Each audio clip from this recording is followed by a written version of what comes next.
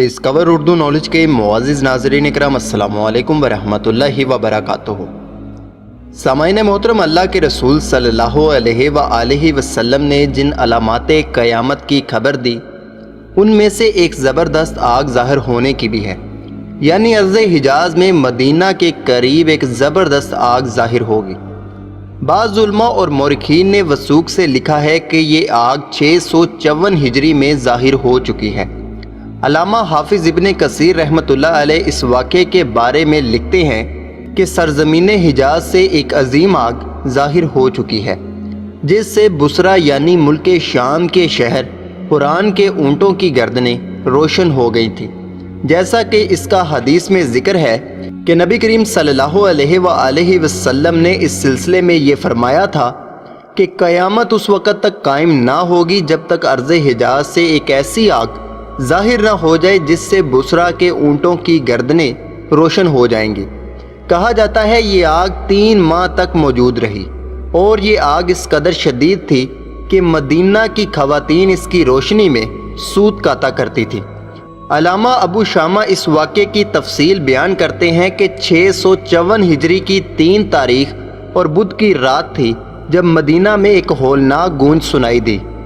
اس کے بعد زلزلہ آیا، اس نے زمین، دیواروں، چھتوں، لکڑیوں اور دروازوں تک کو لرزا دیا۔ یہ سلسلہ بدھ کی رات سے شروع ہو کر جمعے کے دن تک جاری رہا۔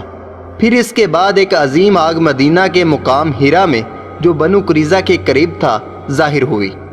یہ آگ ہمیں مدینہ میں اپنے گھروں میں بیٹھے نظر آ رہی تھی۔ ہمیں یوں محسوس ہوا کہ یہ ہمارے قریب ہی موجود ہے۔ مدینہ کی وادیاں اس آگ سے بھر گئیں۔ آگ ان میں وادی شیزہ کی جانب یوں چل رہی تھی جس طرح پانی بہتا ہے، اور یہ آگ بلند و بالا عمارتوں کی طرح بڑی بڑی چنگاریاں پھینک رہی تھی۔ سامعین محترم، جبل ملیسا وادی ہیرا میں ایک آتش فشاں پہاڑ ہے جو آج کل پرسکون ہے۔ اس نے آخری بار 654 ہجری یعنی 1256 میں جوش مارا۔ اس سے پہلے زلزلے کے بہت سے جھٹکے اور ہولناک دھماکے سنائی دیے۔ تاریخی ریکارڈ کے مطابق آتش فشاں کا یہ سلسلہ تقریباً 52 روز تک جاری رہا۔ لاوا اپنے مرکز سے شمال کی جانب 23 کلومیٹر کی مسافت تک جا پہنچا، اور اس کی حدیں مدینہ کے موجودہ ایئرپورٹ کے جنوبی کنارے تک جا پہنچی۔ پگھلا ہوا گرم لاوا ایک ایسے مقام پر آ کر رک گیا جہاں سے مدینہ 12 کلومیٹر کی مسافت پر تھا۔ پھر اس کا رخ شمال کی جانب ہو گیا اور اس کی بلندی سطح سمندر سے 916 کلومیٹر تک پہنچ گئے۔ سامعین محترم، مسلمانوں نے مکہ مکرمہ اور مدینہ طیبہ میں ایک عرصہ دشمنوں میں خون ریزی، جنگوں اور مارکہ آرائیوں میں گزارا تھا۔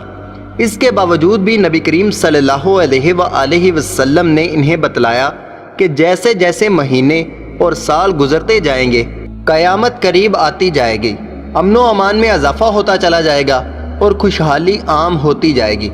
جیسے کہ حضور صلی اللہ علیہ وآلہ وسلم نے فرمایا، قیامت اس وقت تک قائم نہیں ہوگی جب تک سرزمین عرب میں دوبارہ باغات اور نہروں کی کثرت نہ ہو جائے، اور یہاں تک کہ ایک سوار عراق سے چل کر مکہ پہنچے گا اور دوران سفر اسے راستہ بھولنے کے سوا کوئی خوف نہ ہوگا، اور البتہ حرج کی کثرت ہوگی۔ صحابہ کرام نے عرض کیا، اللہ کے رسول، یہ فرمائیے کہ حرج کیا چیز ہے؟ آپ نے فرمایا، قتل اور خون ریزی۔ سامعین محترم، اس حدیث مبارکہ کا مطلب یہ ہے کہ اسے دوران سفر چوروں اور ڈاکوؤں کا کوئی اندیشہ نہ ہوگا۔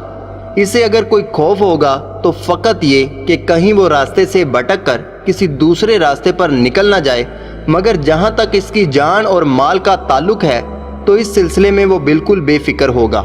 اگر آپ دیکھیں تو آپ کو معلوم ہوگا کہ آج سرزمین عرب خوشحال اور اس میں امن بھی ہے، سوائے چند ایک مسائل کے۔ لوگوں کو جان اور مال کی فکر نہیں، کیونکہ وہاں کے قانون اتنے سخت ہیں کہ کوئی ایسا کرنے کا جلدی سوچتا بھی نہیں، اور لوگ وہاں کا سفر ہی اس لیے کرتے ہیں کہ وہاں پر خوشحالی ہے۔